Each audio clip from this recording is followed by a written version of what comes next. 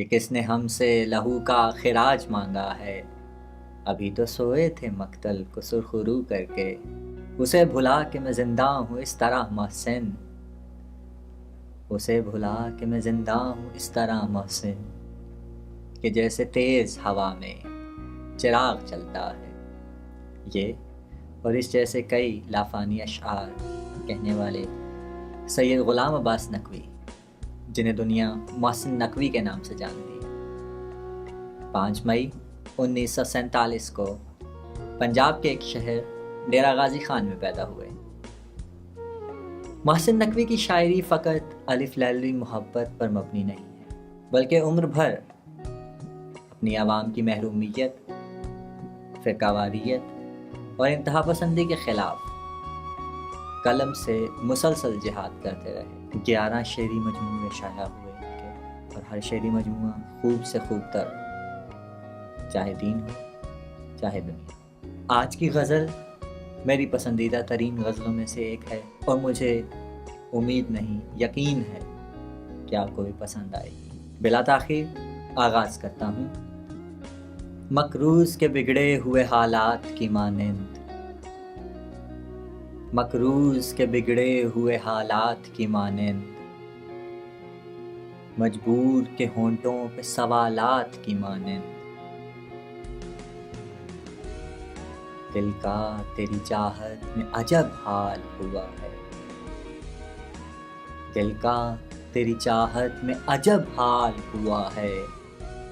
سیلاب سے برباد مکانات کی مانند،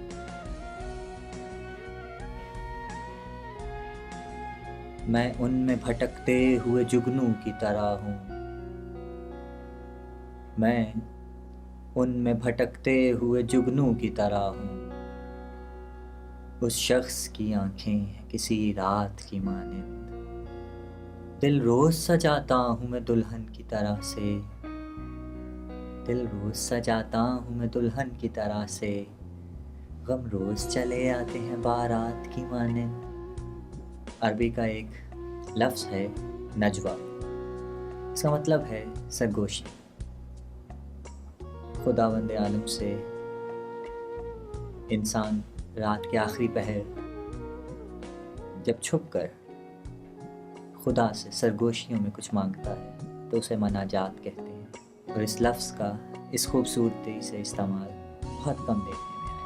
ہے۔ اب یہ بھی نہیں یاد کہ کیا نام تھا اس کا، اب یہ بھی نہیں یاد کہ کیا نام تھا اس کا، جس شخص کو مانگا تھا مناجات کی مانند۔ کس درجہ مقدس ہے تیرے قرب کی خواہش، کس درجہ مقدس ہے تیرے قرب کی خواہش، معصوم سے بچے کے خیالات کی مانند، محسن اسے ملنا میرا ممکن ہی نہیں ہے،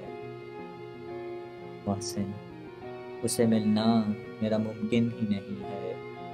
میں پیاس کا صحرا ہوں، میں پیاس کا صحرا ہوں وہ برسات کی مانند۔